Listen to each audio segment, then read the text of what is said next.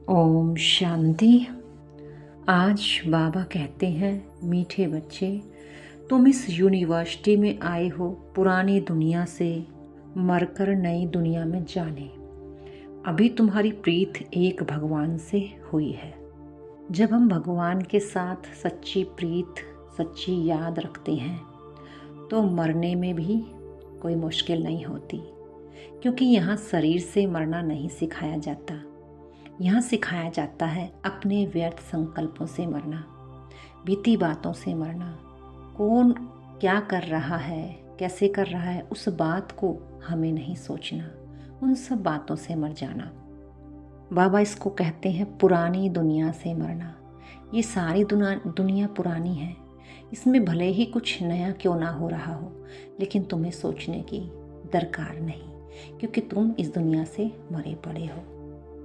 गीत में भी कहते हैं ना कि प्रीत बनी है मर जाने के लिए, यानी जब प्यार हो जाता है तो मरना कोई मुश्किल नहीं।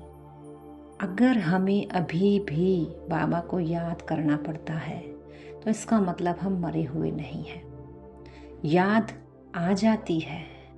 प्यार को क्या कहते हैं? प्यार हो जाता है। करना पड़ता है तो उसमें मेहनत होती है। कोई भी चीज़ करते हैं तो मेहनत लगती है। और बाबा कहते जहाँ मोहब्बत है वहाँ मेहनत नहीं।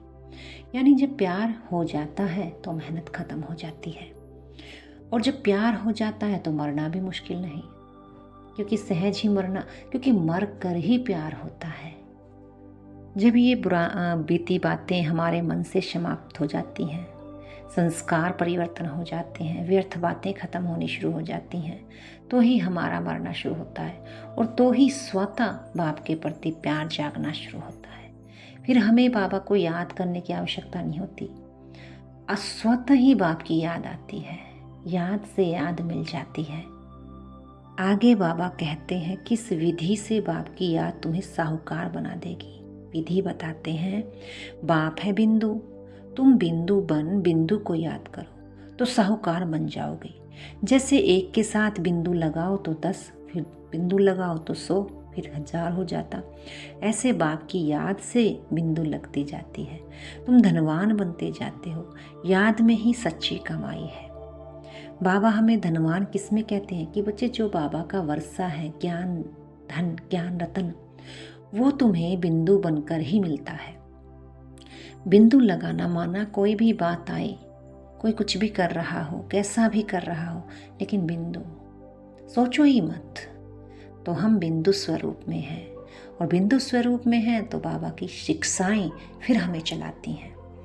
बिंदु बाप याद आना माना बाबा की शिक्षा, बाबा की श्रीमत फिर हमें चलाएगी, तो हमारी कमाई कई गुना बढ़ती जाएगी। दूसरा बिंदु का अर्थ है कि बाबा की याद में बिल्कुल निसंकल्प होकर के बैठ जाए। उसमें श्रीमत की भी उस समय आवश्यकता नहीं होती, लेकिन जब हम कर्म में आते हैं तब हमें बाबा की रतन श्रीमत मिलने शुरू हो जाती है। तो जब हम बिंदु बनकर बैठते हैं, बिंदु बुद्धि रखते हैं, तभी कमाई होती है। आज का गीत है, महफिल में जल उठी समा। आगे बाबा कहते हैं, तुमको भी बाप की प्रीत में यह शरीर छोड़ना है, अर्थात बाप को याद करते करते अंत में शरीर ऐसे ही छोड़ना है। बाबा कहते हैं, परमपिता परमात्मा हमको वर्षा देने आए हैं, हम उनके बच्चे बनेंगे तो स्वर्ग का वर्षा जरूर मिलेगा। यानी बच्चा बनकर ही वर्षा मिलेगा। अगर शरीर के वाहन में रहेंगे तो वर्षा भी नहीं मिलेगा। वर्षा मिल जाना माना अधिकार मिल जाना, हम उसका अधिकारी बन जाएंगे। और जब किसी चीज़ के हम अधिकारी हो जाते हैं, फिर हमको उसको यूज़ भी कर सकते हैं। जब समय आया यूज़ कर लिया, तो अधिकारी बनना है वर्षे का। बाबा समझाते हैं, प्योरिटी होगी तो पीस, प्रोस्पर्टी मिलेगी। तुम आत्मा पहले प्योर थी, फिर इम्प्योर बनी हो, क्योंकि प्योरिटी माना ही मन, वचन, कर्म सब में पवित्रता। लेकिन पवित्रता से पहले आएगी शांति ना, क्योंकि जो बिंदु स्वरूप है उसमें जब हम बैठते हैं तब पवित्रता आनी शुरू होती है। और कहा गया है पवित्रता ही सुख शांति की जननी है। यानी सतयुग का वर्षा फिर किससे मिलता है? पवित्रता से। बाबा कहते हैं सभी मनुष्य शांति चाहते हैं, कहते हैं शांति हो, लेकिन कर्म के बिगड़ तो कोई शांत रह न सके। शांति तो है ही शांति धाम में, फिर शांति है सुख धाम नई दुनिया सतयुग में। बाबा हमें समझाते हैं कि जब आत्मा को ये शरीर मिला हुआ है तो आत्मा शांत नहीं रह सकती, क्योंकि शरीर को कर्म करना होता है। कर्म करेंगे तो बुद्धि हमारी नीचे ऊपर हो जाती है। इसलिए संपूर्ण शांति तो शांति धाम में ही मिलेगी, और फिर सतयुग में भी हमारे कर्मों अनुसार ही हमें मिलेगी।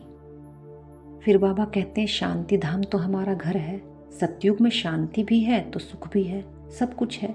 अब वे चाहिए या सुख, सिर्फ शांति चाहिए। बाबा कहते हैं शांति शांति चाहिए तो शांति में बैठ जाओ, कर्म ना करो। लेकिन अगर सुख भी चाहिए, आनंद भी चाहिए, प्रेम भी चाहिए, तो हर कर्म को करते हुए हमें सुख स्वरूप, प्रेम स्वरूप, आनंद स्वरूप रहना होगा। क्योंकि हमें सतयुग में पूरा वर्षा चाहिए, तो यहाँ हमें पूरा अभ्यास करना होगा। अपनी नेचर नेचुरल बना लेनी होगी। और नेचुरल नेचर बनेगी किससे? साक्षी स्थिति से। जितना समय हम साक्षी होकर संतुष्ट रहते हैं, उतना ही समय हमारा जमा होता है, और जितना यहाँ जमा होता है उतनी ही प्राप्ति सतयुग में हमें मिलती है। इसीलिए बाबा कहते हैं बच्चे यथाशक्ति ही कर पाते हैं, क्योंकि बहुत मेहनत है।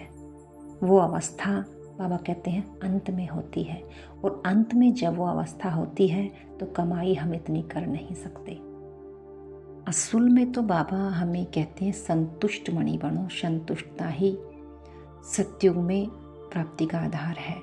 लेकिन संतुष्ट मणि हमें हर कर्म में संतुष्ट रहना होगा, खुश रहना होगा।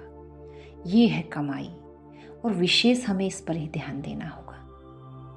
इसलिए बाबा कहते हैं बच्चे मेरा वर्षा तुम्हें सहज मिल जाएगा, लेकिन तुम गलती क्या करते हो, तुम मुझसे वरदान लेना भूल जाते हो। बाबा से अगर हम ये वरदान भी ले लें कि बाबा मैं तो हूँ ही संतुष्ट, मुझे हर कर्म में संतुष्ट रहना है, खुश रहना है, और हर कर्म संतुष्टता से करना है, हर कर्म को संतुष्टता से देखना है। अगर हम ये वरदान भी बाबा से रोज लें तो हम इसके अधिकारी बन जाएंगे। इस वर्षे के भी, इस वरदान के भी हम अधिकारी हो जाएंगे, ये हमारा हो जाएगा। लेकिन लेने की भी विधि होनी चाहिए। बाबा कहते हैं जब तुम मुझसे वरदान लेते हो तो वो चीज़ें तुम्हें मिलनी शुरू हो जाती हैं। क्योंकि सबसे ज़्यादा हम हलचल में कब आते हैं? कर्मों में। या तो किसी के कर्म को देखकर हलचल में आ जाते हैं, या स्वयं कोई कर्म करते हैं तो वो मुश्किल या बोझ लगता है, उसी में हमारी स्थिति खराब होती है। बाबा कहते हैं ना कि कर्म बिना शांति नहीं, और कर्म ये शरीर करेगा ज़रूर।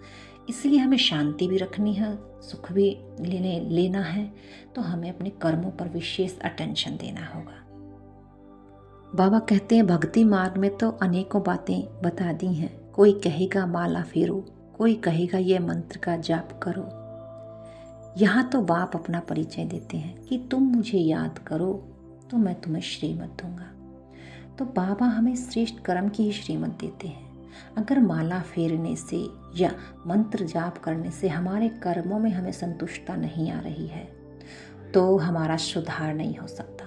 अगर हमें किसी भी प्रकार से बाबा को याद करने से, स्वमान लेने से हमारे कर्मों में सुधार आ रहा है, तो हम सही रास्ते पे हैं। हम बाबा के वर्षे को पा ही लेंगे, बाप समान एक दिन बन ही जाएंगे। बाबा कहते हैं देवताओं को भोग हमेशा पवित्र ही लगाया जाता है, तो तुमको भी पवित्र भोजन खाना है, और पवित्र भोजन बाबा की याद में बनाना है।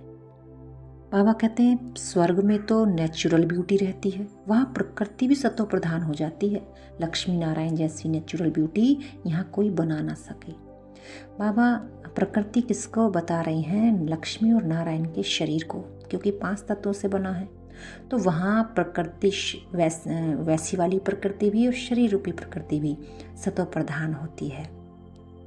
बाबा कहते हैं साक्षात्कार में अगर तुम वहाँ की ब्यूटी को देखो, नेचुरल को देखो, तो तुम यहाँ बना नहीं सकते, क्योंकि हूबहू बना नहीं सकते, कुछ ना कुछ भूल जाते हैं। ये बाबा बिल्कुल सही कहते हैं। कई बार हम सपना देख कर उठते हैं, उस समय भी हमें पूरी एक्यूरेट सीन याद नहीं होती, हम भूल जाते हैं, अगले ही पल भूल जाते हैं। और ये तो बात है, बाबा कह रहे हैं साक्षात्कार में 5000 वर्ष पहले सतयुग था और तुम साक्षात्कार में जब देखते हो तो वैसा भी हूबहू नहीं बना सकते। धारणा के बिंदु हैं, हम गॉडली स्टूडेंट हैं, यह सदैव स्मृति में रखना है। कोई भी छीछी आदत नहीं डालनी है, उन्हें मिटाना है, विकार का ज़रा भी ख्याल नहीं आना चाहिए। दूसरी पॉइंट, जीते जी शरीर का भान भूलकर बाप को याद करना है। भिन्न भिन्न पॉइंट्स विचार सागर मंथन कर पतितों को पावन बनाने का धंधा करना है। वरदान है, संतुष्टता के त्रिमूर्ति सर्टिफिकेट द्वारा सदा सफलता प्राप्त करने वाले उच्च पद के अधिकारी भव। सदा सफल होने के लिए बाप और परिवार से ठीक कनेक्शन चाहिए। हर एक को 3 सर्टिफिकेट लेने हैं, बाप, आप और परिवार। परिवार को संतुष्ट करने के लिए छोटी सी बात याद रखो कि रिकॉर्ड देने का रिकॉर्ड निरंतर चलता रहे, इसमें निष्काम बनो। बाप को संतुष्ट करने के लिए सच्चे बनो और स्वयं से संतुष्ट रहने के लिए सदा श्रीमत की लकीर के अंदर रहो। ये 3 सर्टिफिकेट उच्च पद की अधिकारी बना देगा। स्लोगन है, जो चित्र को ना देख चैतन्य और चरित्र को देखते हैं वही श्रेष्ठ चरित्रवान बनते हैं। बाबा चित्र शरीर को कहते हैं कि शरीर पर ध्यान ना देकर उसकी आत्मा को और उसके आत्मा के गुण को देखो तो तुम भी गुणवान बन जाओगे। बाबा कहते हैं अवगुण देखोगे तो तुम्हारे अंदर अवगुण आएगा, अगर गुण उठाओगे तो तुम्हारे अंदर गुण आ जाएगा। इसलिए बाबा कहते हैं सारा दिन में कोई भी चीज़ आप देखते हो तो सब में गुण उठाना शुरू कर दो, क्योंकि देवताएं गुणवान गाए हुए हैं। जब हमारी ये आदत हो पक्की, ये नेचुरल नेचर बन जाएगी गुण उठाने की, तो हम देवता बन जाएंगे। यानी देवताई संस्कार लाना ही देवताएं की तैयारी होना है। अच्छा, ओम शांति।